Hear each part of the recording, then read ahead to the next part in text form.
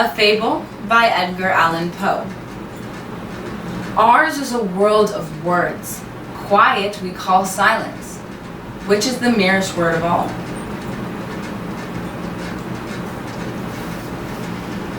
Listen to me, said the demon as he placed his hand upon my head.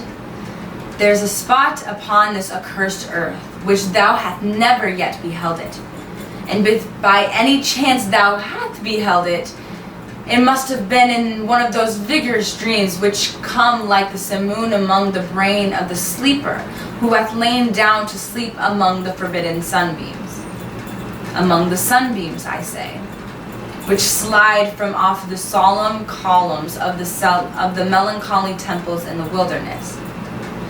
The region which I speak of is a dreary region in Libya, by the borders of the river Zaire, and there is no quiet nor silence. The waters of the river are a saffron and sickly hue, and they flow not onwards to the sea, but palpitate forever and forever beneath the red eye of the sun with the tumultuous and convulsive motion. For many miles on their either side of the river's oozing bed is a pale desert of gigantic water lilies. They sigh one unto the other in that solitude, and they stretch towards the heaven with their long, ghastly necks, and they nod to and fro their everlasting heads. And there is this indistinct murmur which cometh from them, like a rushing of a subterranean water, and they sigh one unto the other. But there is a boundary to their realm, the boundary of the dark, horrible, lofty forest. There, like the waves about the Hebrides, the low underwood is agitated continually. But there is no wind in the heavens. And the tall, primeval trees, they rock eternally hither and thither with a crashing and mighty sound. And from their high summits, one by one, they drop their everlasting dews. And at the roots, strange poisonous flowers lie writhing in their perturbed slumber.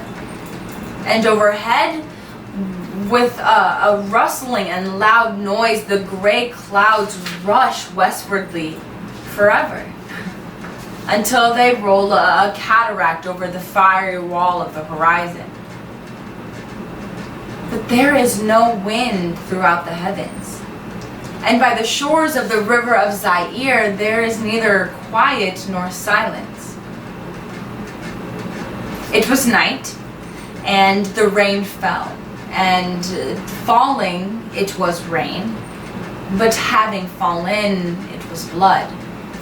And I stood in the morass among the tall water lilies, and the rain fell upon my head.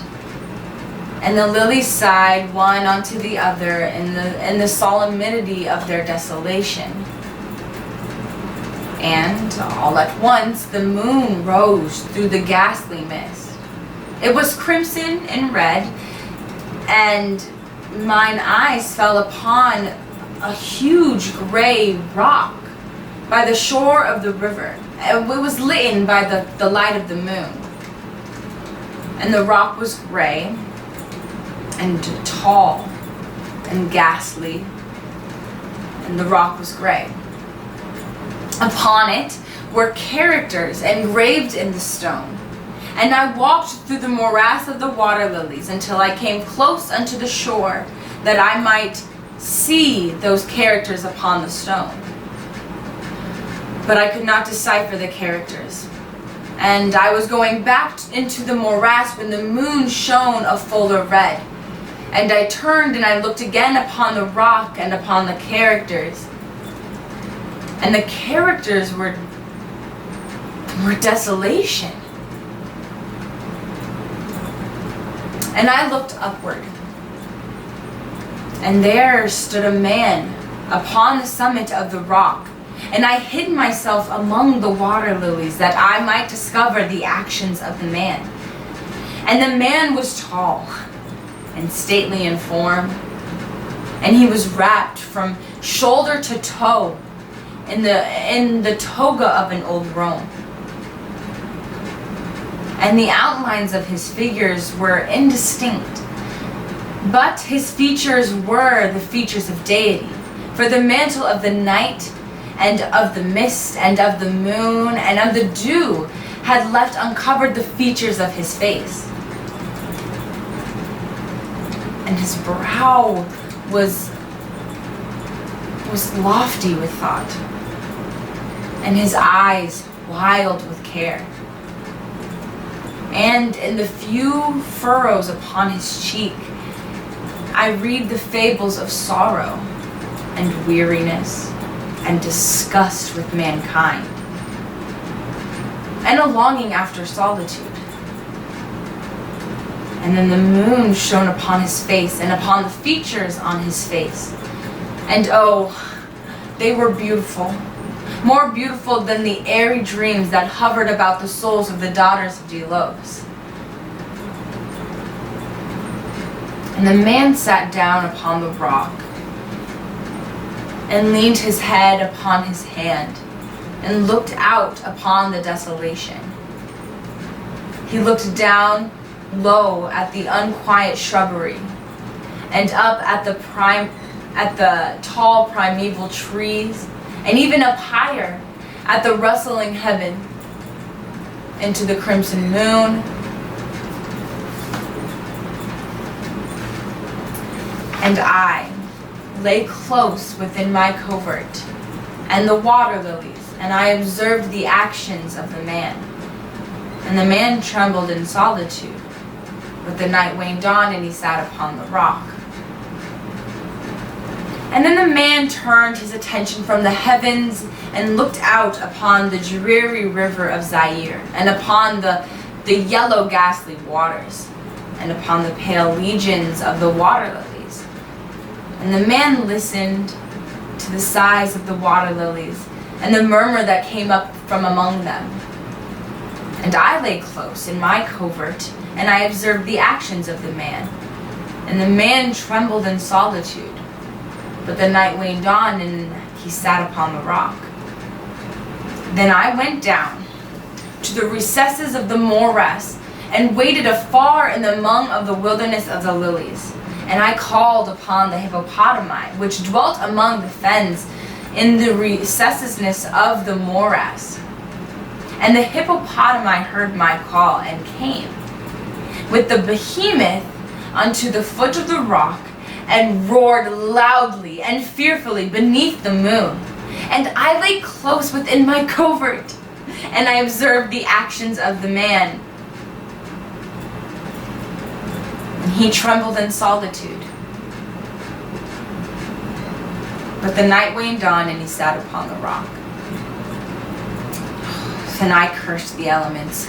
I cursed the elements with tumult, and a frightful tempest gathered in the heavens, where before there had been no wind. And the heavens became livid with the violence of the tempest. And the rain beat upon the head of the man, and the floods of the river came down, and the river was tormented into foam. And the water lilies shrieked within their beds, and the forest crumbled before the wind. And the thunder rolled, and the lightning fell, and the rock rocked its foundation.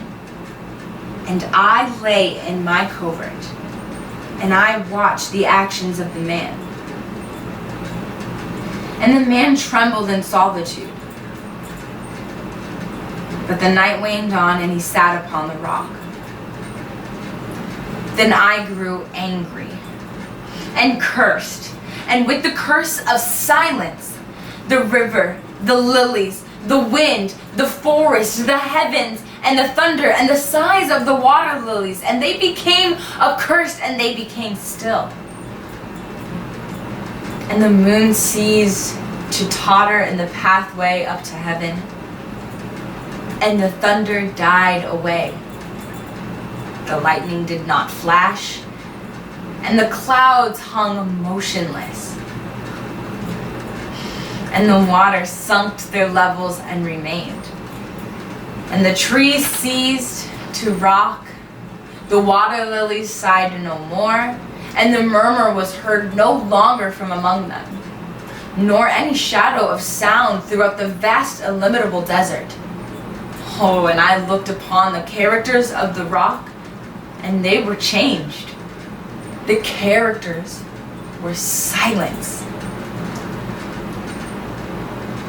And mine eyes fell upon the countenance of the man, and the countenance was wan with terror. And hurriedly he raised his head up off his hand, and he stood forth upon the rock, and he listened. But there was no voice throughout the vast illimitable desert. And the characters upon the rock were silent. And the man shuddered, and he turned his face away, and he fled far off, and I beheld him no more.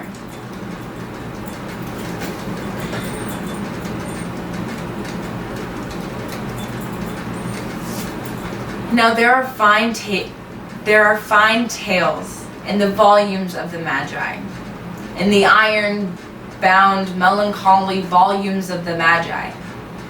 Therein, I say, are glorious histories of heaven, and of the earth, and of the mighty sea, and of the genii that overruled the sea, and the earth, and the lofty heaven. There was much lore to do in the sayings which were said by the Sibyls, and holy, holy things were heard of the old by the dim leaves that trembled around Dodona. But as Allah liveth, that fable which the demon told me as he sat by my side in the shadows of the tomb, I hold to be the most wonderful of all. And as the demon made an end of his story, he fell back within the cavity of the tomb and laughed. And I could not laugh with the demon, and he cursed me because I could not laugh. And the lynx which dwelleth forever in the tomb came out therefrom, and laid down at the feet of the demon, and looked him steadily in the face.